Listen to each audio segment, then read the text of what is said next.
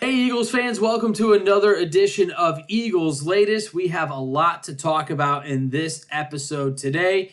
But before we get started, don't forget to subscribe and like the channel. Tell your friends, tell your family. Come on over to Eagles Latest here on FanArch, and we'll talk shop about the Philadelphia Eagles as we have another bumpy week ahead of us with more bad news coming out of Philadelphia. It was the Lane Johnson injury last week, and now it is the Andrew Mukuba injury this week, and it is reported that the rookie safety will miss some time with a fractured ankle, and he will be going for surgery to get it repaired, and then we will find out how long exactly the second-round pick of this year's draft will be out for the Philadelphia Eagles.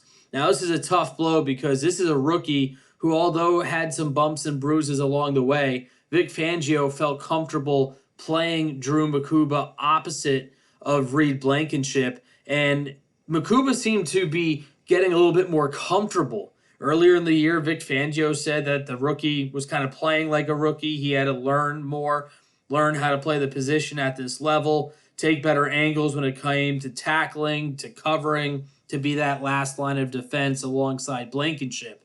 And he was settling in rather nicely, and now this puts a little bit of a wrinkle in his early career, and we hope that he's able to come back sooner than later. But yes, Andrew Mukuba will be out for the foreseeable future with that fractured ankle, and it will be surgically repaired, and we'll see if that can expedite his return potentially if the Eagles make a deep postseason run. With that said, there are some other injuries in the secondary, which makes this pretty tough for the Eagles in terms of who they are going to play in the secondary come Friday against the Chicago Bears on Black Friday. It's a quick turnaround. Of course, they have that Sunday game at 4:25 in Dallas, return to South Philly to welcome in the red-hot Chicago Bears, winners of 8 of their last 9, by the way, to Lincoln Financial Field. And there are question marks all over this secondary if you look at this depth chart now. Reed Blankenship left Sunday's game with a thigh injury. He never came back. Adoree Jackson left the game with a concussion. He never came back. So if those two guys can't go, you are looking at some serious musical chairs being played by Vic Fangio and Nick Sirianni to try and game plan against this really good offense led by Caleb Williams and first-year head coach Ben Johnson, where they rank 8th in the league in points per game. I can't remember the last time Chicago was inside the top 10 offensively in that category, but they are averaging almost a full point more than the Kansas City Chiefs. Just to put it in perspective, the only teams ahead of Chicago in points per game, you've got New England, really good. Los Angeles Rams, now the number 1 seed in the NFC. Buffalo, they have been hit or miss. We just saw Dallas. Seattle has been putting up points at a incredible clip. Detroit and Indianapolis. So Chicago is one of the top 10 offenses in the league in terms of scoring. And to put it in comparison, the Eagles are in the middle of the pack at 17th, averaging 23.2 points per game. Chicago, a full 3 points better at 26.3. So with that said, who will play in the secondary for the Philadelphia Eagles? And I think that is the million-dollar question right now, especially if Reed Blankenship and Adoree Jackson can't go. If those two can't go, you're looking at possibly moving Michael Carter III, who they acquired from the Jets at the deadline, to play in the back end alongside Sidney Brown. Those would be your two safeties. Marcus Epps is not available. He is on the IR, and Sidney Brown is the only healthy safety on the active roster. Now, if you do that, it allows Cooper DeJean to stay in the slot corner position. We saw him play outside in that Dallas loss, and he got burnt a little bit on the outside. And I know a lot of people were clamoring for DeJean to be on the outside this year, but he really is extremely, extremely valuable in that slot cornerback position. And Vic Fangio has made it pretty well known that he doesn't really want to move DeJean unless it becomes absolutely paramount that they have to. And this might be one of those situations, depending on how they want to scheme this up against this Bears offense. So you could have Carter, the third back, with Sidney Brown. That would be your safety tandem. Cooper DeJean on the slot, Quinyon Mitchell on the one side, and then CB2 is up for grabs if Adoree Jackson can't play. Again, he had a concussion. You're looking at Jacorian Bennett, who has barely seen time and coming back from an injury, or Keely Ringo, who we have seen in spurts, and he just has struggled for the majority of this year. The cornerback 2 position was supposed to be Ringo's to take. He did not do so during the preseason. Adoree Jackson was able to win that job. And, good, bad, or indifferent, Adoree Jackson has held that spot for the most part when he's not injured. And he had a bit of a rough game against Dallas after posting back-to-back solid games against Detroit and Green Bay. So this is going to be a very, very important thing to watch as the week progresses. Definitely we'll keep an eye on the injury reports coming out from the NovaCare complex and also see what they might do. We might see some roster moves. Andre Sam could be a candidate to be elevated from the practice squad. He would be a safety. He's only played in one career game, though, as a pro. He was invited to the 2024 Combine, didn't get any offers out of high school, did spend time at McNeese, Marshall, and LSU. As a Tiger, he put up some solid numbers. He was the team's defensive player of the year, 85 tackles, led the Tigers with 3 interceptions, and we'll see. I don't know if they want to bank on Andre Sam, but they may have no choice. So definitely a bit of an uneasy time right now surrounding the secondary, which we knew was kind of a weak point coming in after they let Darius Slay go to Pittsburgh. And Howie Roseman just didn't really address that CB2 position that some thought he may have gone after a bigger name in the offseason or during preseason. And right now they're relying on Keely Ringo and Adoree Jackson potentially if he can return. So definitely something to see what happens as they seem to be possibly shorthanded in the secondary come Friday. Now, I know we don't want to mull over this Dallas game much more, but we took a little bit of a deeper dive as we shift gears here, finally able to digest what exactly happened in that game. And, yeah, it's still very head-scratching. It doesn't make anything better. The questions are still there regarding this offense. Nick Sirianni said yesterday, that he doesn't envision and doesn't plan on making a change with Kevin Patullo calling the plays. And he thought that Patullo called a pretty good game, and he said he would gather that Patullo wish he had some plays back. But at the end of the day, this Eagles offense is just an absolute confusing topic, head-scratching, mind-boggling, almost unbelievable at times, where they could look so good like they did on Sunday night and then so bad in the same game. You couldn't have drawn it up any better. 3 drives, 3 touchdowns for the Philadelphia Eagles. A.J. Brown was on a good connection with Jalen Hurts, and Devontae Smith was getting involved. A couple of deep shots and connected on one of them. Running game wasn't there. And then after they scored the 21 points, it went punt, kneel down to end the half. 3 more punts, a missed field goal, the fumble by Saquon Barkley, and a punt. And that was the end of the game. So we talked about it in yesterday's episode. Some stats that stood out to me in that game. Hurts faced pressure on 21 dropbacks. That was the most in a game this season for Hurts. And that kind of goes into this offensive line that has really struggled this season. It's hard to want to criticize this group because they've been the keystone of the offense for so many years. Stoutland University with Jeff Stoutland.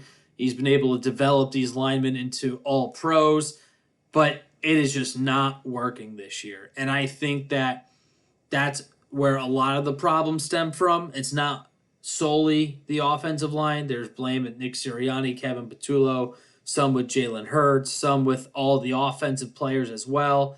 But this offensive line is where it starts. And if they can't play a complete game moving forward, it is going to continuously be tough sledding for the Philadelphia Eagles. In that game on Sunday, the Eagles' offensive line committed 4 penalties for 35 yards, and 2 of them that I circled in red that I thought were really backbreakers was the illegal formation penalty on Matt Pryor, who checked in for the first time and lined up wrong, and then that negated a 20-yard catch for Dallas Goedert that would have set the Eagles up on the Cowboys' 40-yard line. And you get some momentum, you're feeling good, you cross midfield. Now you can at least maybe get in the field goal range for Jake Elliott. Instead, it puts them behind the sticks. And then the following play, they just could never recover. And then the other play was the illegal hands to the face by Fred Johnson, who is now the starter at right tackle in place of Lane Johnson.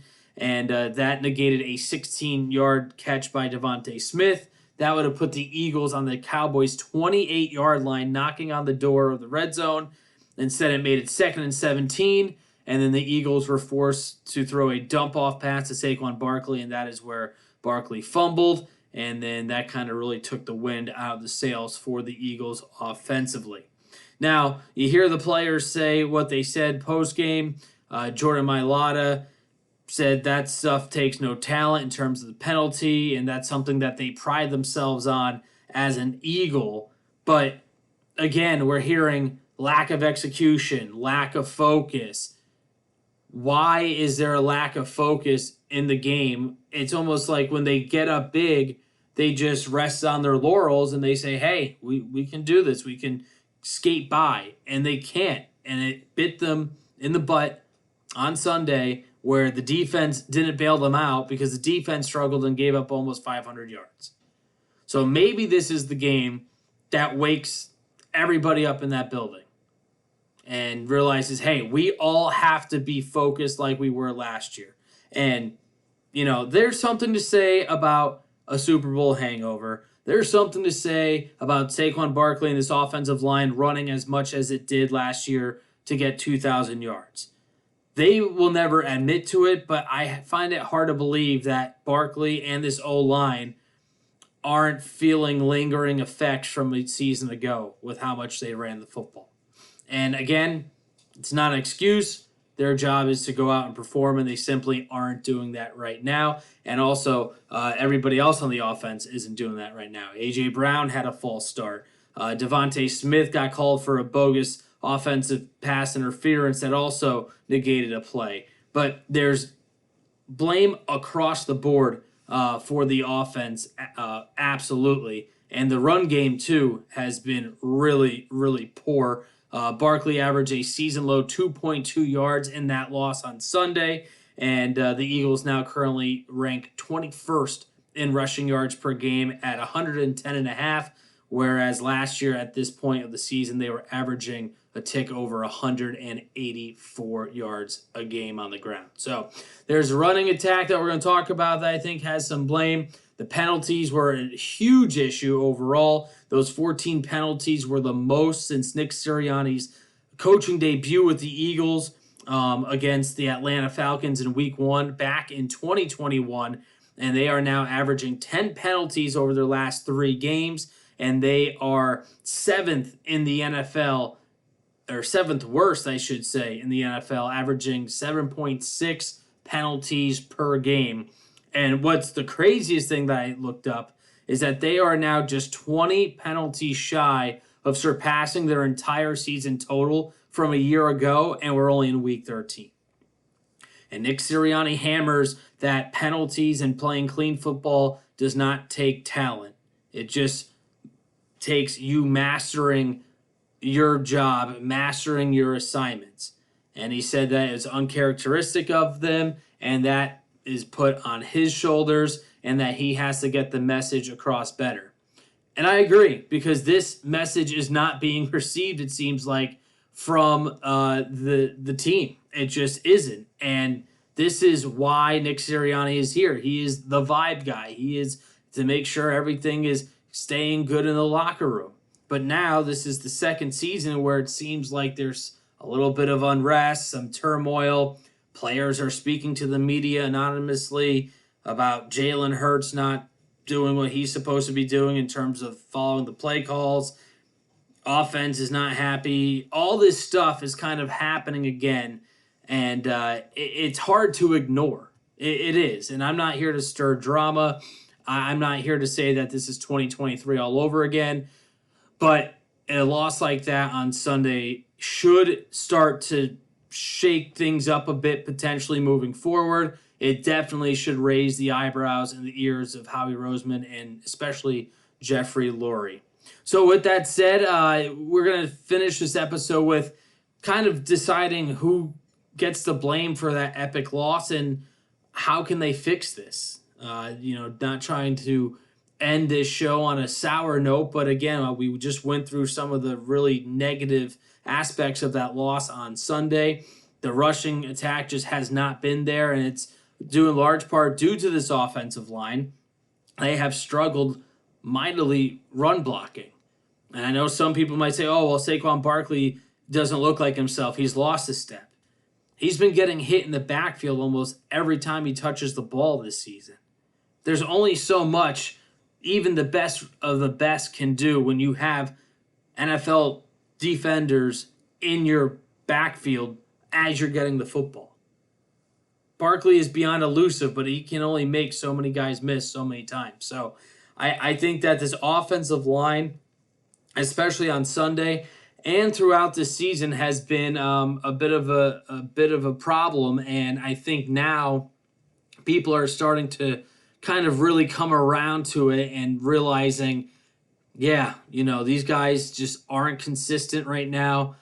They have been dealing with injuries. We can't omit that. Their injuries have been pretty costly. It's been forcing this unit not to play together really at all this season, from Lane Johnson missing a bunch of time during the season. Cam Jurgens just battling his way through injuries. He just doesn't seem 100%. Jordan Mailata and Landon Dickerson haven't played to their capabilities that we've seen.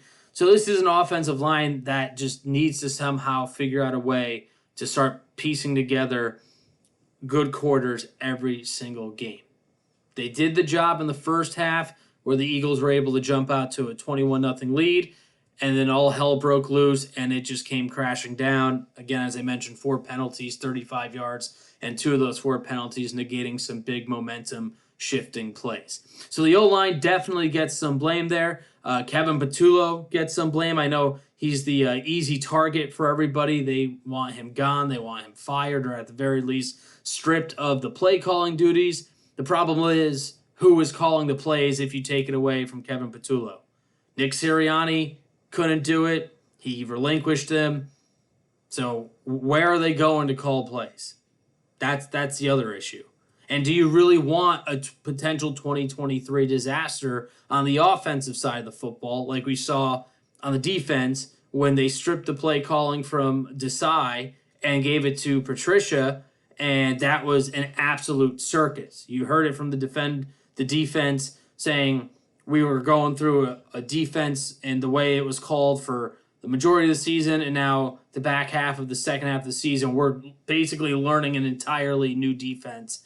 It just can't happen. So I think the Eagles will ride with Kevin Patullo, good, bad, or indifferent, and they will probably make a change at the end of this season. Now, if they go to the Super Bowl again, it makes it all that much harder because all these prominent OCs or these high up-and-coming quarterback coaches or passing game coordinators or whatever it may be are getting scooped up by teams who are in need of the coaching, and the Eagles can't do anything until after the Super Bowl, and their prospects are all pretty much gobbled up at that point. So there's a bit of a double-edged sword there. Obviously, you would rather the Eagles would rather win a Super Bowl again than worry about who might be their next OC, but it's clear that there is seriously some frustration, and Kevin Patullo just seems like he just doesn't get it as a play caller. And it's an art.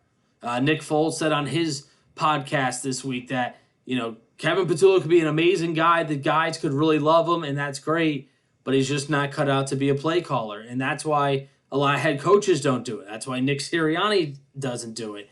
That's why Dan Campbell wasn't doing it for the longest time until he recently took over. So there are some pros and cons to that, And right now the Eagles are kind of dealing with more of the cons with Kevin Patullo. Nick Sirianni also obviously deserves some blame in that loss and everything that's going on. And it's a collective group right now where they somehow have to figure it out. But again, it's week 13. When is this light bulb going to just magically turn on? And as A.J. Brown said just a couple weeks ago, and people may have not liked it, but he said, we can't just flip a switch essentially and turn this offense on late in the year. It doesn't work like that. And he's right. They couldn't turn the switch on when Dallas was apparently confusing the offensive line with a 5-down man front, which they ran all last week against the Raiders. But somehow it perplexed the Eagles' offensive line. So there's more to dive into that, more to chew on in that regard. How did the coaches not see that? How did they not practice it more? Landon Dickerson said that they didn't have enough time to go time to task on it. And they said that Dallas just made some adjustments at the second half, and the Eagles had no answer, and it showed.